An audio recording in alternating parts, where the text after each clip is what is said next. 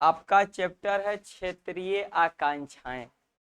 आकांक्षाएं का मतलब होता है मांग करना। क्या होता है? मांग करना। तो जो क्षेत्र के लोग होते हैं, जो विशेष प्रांत के लोग होते हैं, तो सभी की कुछ ना कुछ भारत सरकार से आकांक्षाएं रहती है, मांगने की ललसा रहती है। जैसे जिन जिन लोगों को जिस चीज की समस्या हो, चाहे बिहार में, बिहार क्या मांगता है? विशेष राज्य की दर्जा मांगता है, तो यह अपना क्षेत्रीय सोच रखता है ना। तो अगर किसी भी देश के कोने कोने में अगर किसी राज्य को अगर कोई दिक्कत है, कोई प्रॉब्लम है, तो किससे मांग करेगा? केंद्र सरकार से मांग करेगा, है ना। तो ये क्या कहलाती है? क्षेत्रीय आकांक्षाएं। मतलब अलग अलग लोगों को, क्योंकि आपको पता है कि हमारा देश बहुत बड़ा देश है ना, और बहुत बड़ा देश होने के साथ साथ विभिन्नताओं से भरा हुआ है ना। यहाँ कई जाति, कई धर्म, कई समुदाय के लोग रहते हैं। इसके अलावा यहाँ पर कई धर्म वाले के साथ साथ कई भाषा वाले लोग होते हैं, कई अलग अलग संस्कृति वाले लोग होते हैं, है ना। तो सबकी अपनी अपनी मांगे हैं। जैसे हम लोग चाहेंगे कि हमारे भोजपुरी भाषा को क्या मिले? उच्च स्तर पर दर्जा मिले, राष्ट्रीय दर्जा मिल जाए। चाहोगे कि नहीं चाहोगे? तो ये हमारी क्षेत्रीय आकांक्षा हुआ। हम अपनी क्षेत्रीय चीजों को बढ़ाना चाहते हैं, सोच को आगे ले जाना चाहते हैं। जैसे हम लोग बिहार में लिट्टी चोखा ज्यादा खाते हैं, है ना। तो हम लोग चाहेंगे कि पूरे दुनिया में ये फेमस हो जाए, क्योंकि हमारे यहाँ से निकला है ना। तो क्षेत्रीय आकांक्षाएं का मतलब कुल मिलाकर ये होता है कि अपने अपने स्थान के, अपने अपने प्रांत के समस्याओं के बातों को आगे बढ़ाना, यानी अपने समस्याओं को पूरा करने के लिए आगे बात रखना, क्षेत्रीय आकांक्षाएं कहलाती है। और सभी राज्य को कहीं ना कोई समस्या रहता ही है ना। तो आइए हम लोग देखते हैं, जैसे कश्मीर की भी समस्या है। कश्मीर की अपनी अलग समस्या है, वो अपना समस्या लेकर अलग जूझता है। हम लोगों की अपनी अलग समस्या है कि हम लोग के यहाँ बाढ़ आ जाता है, सुखाड़ आ जाता है ना। तो हम लोग ज़्यादा से ज़्यादा तबाह रहते हैं। तो हमारी अपनी क्या है? आकांक्षाएं हैं, मांगे हैं। तो कुछ मांगों को सरकार मांग भी लेती है ना। तो सबसे पहले ये जानना है कि 1980 के दशक को स्वायत्तता की मांग के दशक के रूप में देखा जाता है। कब की बातें हो रही है? 1980। तो 1980 के दशक को, दशक का मतलब क्या समझे? 1980 से लेके 90 तक के बीच के जो समय है, इसको स्वायत्तता के रूप में देखा जाता है। स्वायत्तता का मतलब होता है छूट देना। स्वायत्तता का मतलब क्या होता है बाबू? छूट देना। जैसे सपोज दैट कि आपके पिताजी, है ना, पिताजी के अगर दो बच्चे ना, तो एक के पास बाबू नौकरी है और दूसरा क्या है? मजदूर है। इसके दो बेटे हैं और एक बेटी है। बेटी कैगो? बेटे कैगो? अब पता चला इसका बेटी कैगो? 6 गो। 6 बेटी और एक बेटा, है ना। पापा जी को भी नौकरी था, तो पापा जी जो नौकरी में से पैसा उठाएंगे, तो अगर दोनों को बराबर बराबर दे देंगे तो सबसे आगे कौन निकल जाएगा? नौकरी वाला निकल जाएगा। तो पापा जी कहीं ना कहीं सोचेंगे कि इसको थोड़ी सी छूट दे दी जाए। सोच सकते हैं कि नहीं सोच सकते हैं? क्योंकि गरीब है, मजदूर है ना। तो पापा जी कहेंगे चलो इसको 40,000 देते हैं, इसको 60,000 दे देते। तो इसको स्वायत्तता दी गई कि नहीं दी गई? इसको छूट मिला कि नहीं मिला? अगर पिताजी कहते हैं कि दोनों बेटा को कमा के हमको 20-20 हजार रुपया हर महीने किसी न किसी तरह देना है, हर परिवार को चलाने के लिए, तो ये तो आसानी से दे देगा। लेकिन क्या इतना ये दे पाएगा? इसका बराबरी कर पाएगा? नहीं कर पाएगा। तो पापा जी क्या कर सकते हैं? कहेंगे बेटा तू 10,000 दे, ऐसे कहेंगे तू कम कमाता है तब 5,000 कहेंगे ना। तो इसको स्वायत्तता मिली कि नहीं? तो स्वायत्तता का मतलब होता है छूट देना। स्वायत्तता का मतलब क्या समझे बुआ? छूट दे देना, है ना। तो क्षेत्रीय आकांक्षाएं की बात हो रही है, तो अलग अलग राज्यों की बात हो रही है। तो कौन कौन से राज्य ने स्वायत्तता की मांग की और किस किस राज्य को स्वायत्तता दी गई, उन्हीं के बारे में हम लोगों को पढ़ना है कि किस राज्य को क्या मिला, कौन सा राज्य क्या मांगा और उसको वह चीज मिला कि नहीं मिला। अब बात समझ गए जो हमको पढ़ना क्या है? कोई दिक्कत? चलिए अब हम लोग थोड़ा सा आगे बढ़ते हैं। और स्वायत्तता मांगना इतना आसान नहीं है कि हम तुरंत मांग लिए और तुरंत मिल जाए। उसके लिए भी हमें क्या करनी होती है? आंदोलन करनी होती। जैसे हमारी बिहार की सरकार जो है लगभग 15 सालों से आंदोलन कर रही है एक बात को लेकर। आपको मालूम है क्या? बिहार को विशेष राज्य की दर्जा दी जाए। क्या दिया जाए? बिहार को विशेष राज्य की दर्जा दी जाए।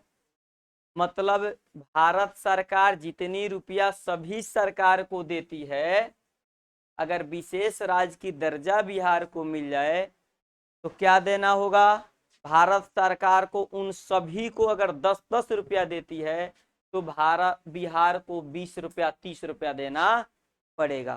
तो बिहार क्या होगा? कुछ प्रगति उन्नति करेगा, क्योंकि बिहार सबसे पिछड़ा हुआ राज्य है। तो पिछड़ा हुआ राज्य है तो यह अपनी समस्या कहाँ रखेगा? केंद्र सरकार के पास रखेगा कि भाई हम सबसे गरीब हैं, सबसे कमजोर हैं, हमें आप क्या दीजिए? स्वायत्तता दीजिए, कुछ छूट दीजिए।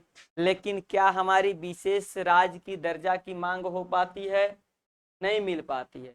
उसका सबसे बड़ा कारण है कि बिहार के ही कुछ चमचे जो नेता हैं बीजेपी के, वही कहते हैं अभी बिहार को विशेष राज्य की दर्जा की कौन आवश्यकता है।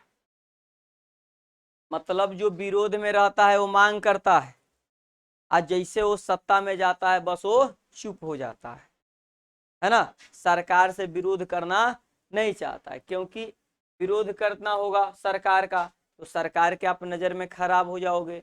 इसीलिए बीजेपी के जो नेता लोग हैं ये क्या करते हैं? सरकार से नहीं मांग करते हैं। अगर बिहार की जितनी भी विधायक हैं या सांसद हैं, अगर सारे सांसद नरेंद्र मोदी से कह दे कि नहीं हम बिहार के लिए आए हैं, बिहार के लिए मरते हैं, आपको विशेष राज्य की दर्जा देनी होगी बिहार को, तो 2 दिन के अंदर मिल जाएगा। क्योंकि बिहार के जितने नेता हैं वही लोग तो वोट दिए हैं नरेंद्र मोदी को। तो अगर सारे लोग बाईकाट कर जाएं तो कहीं ना कहीं बड़ी आसानी से मिल जाएगा, कोई झंझट नहीं करनी। अब आरजेडी का पार्टी मांगता है, नीतीश का पार्टी मांगता है, लेकिन बीजेपी का जो पार्टी है यहाँ वही नहीं मांगता है। तो बीजेपी को तो लग रहा है कि हम वो मतलब स्वायत्तता बिहार में दें चाहे नहीं दे, हमको वोट मिल रहा है। तो जब वोट मिल रहा है तो हम क्यों दें? वही वोट से ये लोग इनकार कर जाते तो बिहार एक चांद सितारा की तरह चमकना शुरू, है ना। तो हमारे नेता को हमारी फिक्र नहीं है, उनको अपने कुर्सी बचाने का फिक्र है कि अगर हम बीजेपी पार्टी से बगावत करते हैं, मांग करते हैं, तब बीजेपी पार्टी हो सकता है अगले बार मुझे टिकट नहीं देगी और मेरा अस्तित्व क्या हो जाएगा, खतरा में आ जाएगा।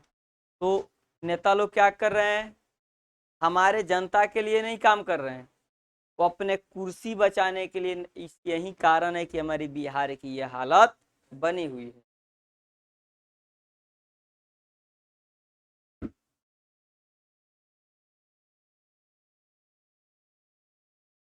अगला क्वेश्चन समझिएगा। मैंने कहा क्षेत्रीय आकांक्षाएं है क्या, यही आपका टॉपिक का भी नाम था, यही था। तो लगभग लगभग इसके बारे में हम सारी बातें बता चुके हैं, है ना। लेकिन अब इसको बाय फेयर आप समझोगे। एक विशेष क्षेत्र के लोगों के द्वारा, अलग अलग क्षेत्र के लोगों के द्वारा अपनी भाषा, धर्म, सांस्कृतिक, भौगोलिक विशेषताओं आदि के आधार पर की जाने वाली मांगों को क्षेत्रीय आकांक्षाएं के रूप में समझा जा सकता है। तो आपसे क्वेश्चन किया जाएगा कि क्षेत्रीय आकांक्षाएं क्या है, तो किसी विशेष क्षेत्र के लोगों के द्वारा अपनी अपनी मांगों को लेकर, जैसे धर्म के नाम पर कोई कहता है, कोई भाषा के नाम पर, कोई भौगोलिक क्षेत्र के नाम पर, कोई जाति के नाम पर, अगर किसी चीज की मांग करता है तो उसको हम क्या समझेंगे, क्षेत्रीय आकांक्षाएं समझ सकते। शुरू में ही आपको यही बात हम बताए हैं, नहीं बोल रहे हो पीछे, तो यही बात चल रहा था ना। तो यही सारी बातें आई कि नहीं आई, आ गई ना। ये बात समझे कि नहीं समझे, कोई डाउट। आगे देखोगे, 1900 दशक को स्वायत्तता की मांग के दशक के रूप में देखा जाता है। तो क्यों देखा जाता है, आखिर कौन कौन से लोग थे जिन्होंने 80 के दशक में किसको किसको दर्जा दिया गया और किस चीज का दर्जा दिया गया, यही प्रश्न हो। तो आइए देखते हैं। इसके तहत लोगों ने हथियार उठा लिए, किस चीज के लिए, स्वायत्तता के लिए, हम अपनी अधिकार के लिए। जैसे आज भी लोग आंदोलन करते हैं, सरकार नहीं मानती है, पहले शांतिपूर्ण से ना आवेदन करती है, फिर उसके बाद कभी कभी हिंसा भी कर देती है ना। तो अपनी अपनी मांगों को लेकर कुछ ऐसे जगहों पर कुछ ऐसे भी हुए हैं आंदोलन जहां पर सरकार के विरुद्ध, लोगों ने हथियार भी उठा लिया। अगर उनकी मांगों को पूरी नहीं करती थी सरकार, तो उन्होंने क्या कर दिया, सरकार के विरुद्ध हथियार उठा लिया और सरकारों ने उनको दबाने के लिए जवाबी कार्रवाई की। और इस क्रम में राजनीतिक तथा चुनाव प्रक्रिया अवरुद्ध हुआ। मतलब अगर कोई भी आप आंदोलन करते हैं तो सरकार यही कोशिश करती है कि उसको किसी तरह दबा दिया जाए, क्योंकि सरकार ये नहीं चाहती है कि मेरा बदनामी हो और मेरे खिलाफ। मतलब अगर आंदोलन कोई कब करता है, जब उससे आप खुश नहीं है, है ना। तो जब हम आपसे खुश नहीं है तो हाँ आंदोलन करेंगे। तो अगर आपके विरुद्ध हम बातें लोगों के बीच फैलाएंगे तो शिकायत आपका होगा, बदनामी आपकी पार्टी की होगी, तो वोट किसका कटेगा, आपका कटेगा। तो सरकार का ये कोशिश होता है शुरुआती दौर में कि किसी की मांगों को न माने और क्या करें, उस आंदोलन को दबा दें। जैसे अभी पहलवानों की जो चल रही है आंदोलन, तो सरकार का क्या कोशिश है कि इस आंदोलन को किसी न किसी तरह दबा दें, लेकिन अपने बीजेपी के नेता बृजभूषण सिंह को क्या करे, बचा ले। ये सरकार की प्राथमिकता है। जैसे मनीष कश्यप ने क्या किया, सरकार के विरुद्ध थोड़ा सा बोलना चलना शुरू किया, तो सरकार को बड़ा बुरा लगना शुरू हो गया कि मेरे खिलाफ क्यों बोल रहा है, मेरे द्वारा किए गए कार्य, जो हॉस्पिटल है उसको क्यों दिखा रहा है, पुल बन रहा है उसको क्यों दिखा रहा है। तो इस कंडीशन में सरकार ने क्या किया, झूठे फर्जी केस में उसको किसी ना किसी तरह फंसा के क्या कर दिया, जेल में डाल दिया ना। तो आंदोलन को दबाने का ही प्रयास है ना। अब समझोगे आगे कि सरकार की नजरिया क्या होती है। सरकार की नजरिया क्या देखना है, सरकार की नजरिया को देखना है। भारत में विभिन्न क्षेत्र, भाषा, समूह अपनी अपनी संस्कृति बनाए रखने का अधिकार है।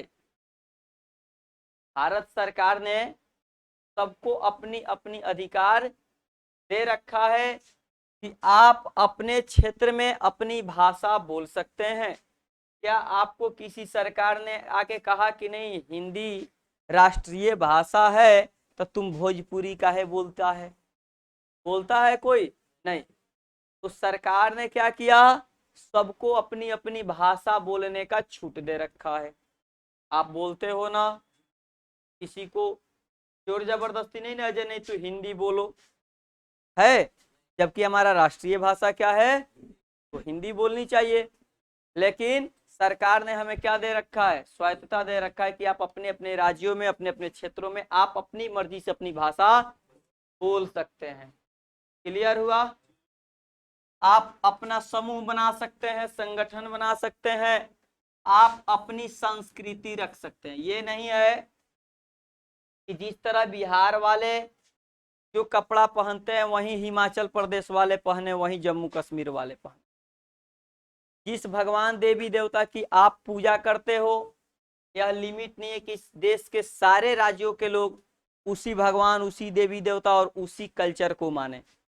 सबको अपनी अलग अलग स्वतंत्रता दी गई है, स्वायत्तता दी गई है, और यह अधिकार सरकार ने दे रखा है।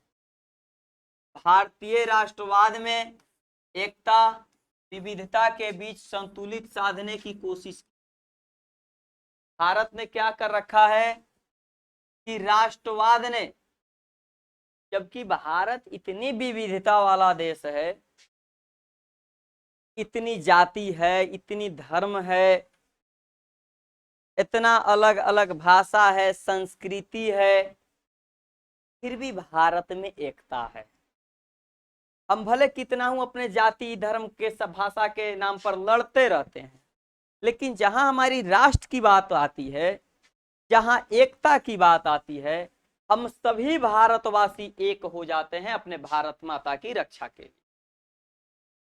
उस समय कोई ये नहीं कहता कि मैं हिंदू हूं, मैं मुसलमान हूं, मैं सिख हूं, मैं चाइना से लड़ने क्यों जाऊं। क्या अगर आज चाइना पाकिस्तान से लड़ाई लग जाए तो कोई कहेगा कि मैं भोजपुरी बोलने वाला हूं, मैं नहीं जाऊंगा? ऐसा है? पंजाबी कहेगा कि ना हम पंजाबी वाले हैं, नहीं जाएंगे, खाली हिंदी बोलने वाला जाएगा? ऐसा है क्या? तो हमारे अंदर क्या है, एकता है। हम सभी के अंदर क्या है, राष्ट्रवाद ने, हमारे अंदर राष्ट्रवाद ने क्या रखा है, एकता रखा है, चाहे वो कितना हो विविधता हमारे देश में क्यों न हो। यानी विभिन्नताओं में ही एकता है, ऐसा हमारा भारत। सारे लोग भिन्न भिन्न जाति के लोग हैं, फिर भी हमारे देश में एकता है। अगर जिस तरह अलग अलग जाति है, धर्म है, समुदाय है, संस्कृति है, तो देश को तो बंट जाना चाहिए, देश के प्रति किसी को नहीं सोचना चाहिए। लेकिन ऐसा हमारे भारत में सांस्कृतिक विविधता को राष्ट्र के लिए खतरा नहीं माना जाता। मतलब यह है कि भारत में विविधता है, अलग अलग जाति धर्म है, तो क्या इससे भारत को खतरा है? नहीं है, भारत को खतरा नहीं है। इसलिए क्योंकि हम लोग सभी राष्ट्र प्रेमी। भले धर्म अपनी जगह पर है, जाति समुदाय अपनी धर्म पर है, लेकिन जब हमारी देश की बात आ जाती है तो हम सभी क्या हो जाते हैं, एक हो जाते हैं। यही कारण है कि हमारा राष्ट्र को किसी प्रकार का कोई खतरा नहीं है। जबकि यूरोप में इसके विपरीत है। विविधता अगर जहां दिखती है यूरोप वाले देशों में, तो वहां राष्ट्र के लिए वे लोग क्या बन जाते हैं, खतरा बन जाते हैं, अपने ही देश को तोड़ने में लग जाते हैं। जबकि हमारे देशों में ऐसा नहीं है। भारत सरकार ने विविधता के सवाल पर लोकतांत्रिक दृष्टि को अपनाया है। आखिर हमारे देश में यह लोकतंत्र खतरा में क्यों नहीं? क्यों हमारे देश में एक राष्ट्रीयता है, सबके मन में राष्ट्र के प्रति प्रेम है? इसके पीछे क्या रीजन? तो इसके पीछे रीजन है लोकतंत्र। क्योंकि लोकतंत्र ने हमारी भारत को बचा के रखा है और लोकतंत्र ने सबको अधिकार दिया हुआ है। ए बउआ का है, सुतल बड़ा है? हमारा अखिया से अखिया मिला के रह, ठीक बा? देवाल पर उठना तरह कहीं बगलो वाला के धली तोहरे नहीं हो तो सब मुरझा जीव लगन, हम क्या करें अकेले हैं? तो लोकतंत्र ने हमें क्या कर रखा है, सबको एकता के सूत्र में बांध रखा है। क्योंकि लोकतंत्र में हमें सभी को सवाल करने का अधिकार है, सभी को पूछने का अधिकार है, सभी को अपनी अपनी धर्म को अपनाने का अधिकार दिया है। लोकतंत्र में सबको चुनाव लड़ने का अधिकार है। तो जब आपको भी हम हक दे रहे हैं, हमको भी हक है, तो आप देश के लिए नहीं मरिएगा? अगर वही हमारा संविधान, हमारा देश कहता कि नहीं कोई मुसलमान चुनाव नहीं लड़ेगा, मुसलमान इस देश के लिए क्या बन जाते हैं, खतरा बन जाएंगे। क्योंकि जब उसको आप अधिकार नहीं दीजिएगा तो अपने अधिकार की लड़ाई के लिए मांग करेगा कि नहीं करेगा? अगर कह दिया जाए कि नहीं मुसलमानों को क्या करना है, मुसलमान सिख ईसाई को सरकारी नौकरी नहीं दी जाएगी, तब क्या होगा? तो इन लोगों के मन में एक सवाल पैदा होगा कि जब हम इस देश के है ही नहीं, क्योंकि अगर होते तो हमें सब अधिकार मिलता, तो नहीं है तो हम इस देश के लिए क्यों मरे, क्यों मरे? तो उस समय देश खतरा में आ सकता। तो सबको अधिकार दे रखा है और लोकतंत्र दृष्टि को अपनाने के कारण ही हमारा भारत सरकार विविधताओं से घिरा होने के बाद भी हमारी देश की एकता और अखंडता बनी हुई। यह विभिन्न दल और समूह क्षेत्रीय पहचान, आकांक्षा अथवा किसी खास क्षेत्रीय समस्या के आधार पर बनकर लोगों की भावनाओं का नुमाइंदगी कर सकते हैं। अलग अलग जगहों पर जिनकी जो समस्या होती है, क्षेत्रीय समस्या को लेकर ये सरकार के पास आते हैं, उसके कुछ नेता लोग आते हैं और अपनी बातों को रखते हैं।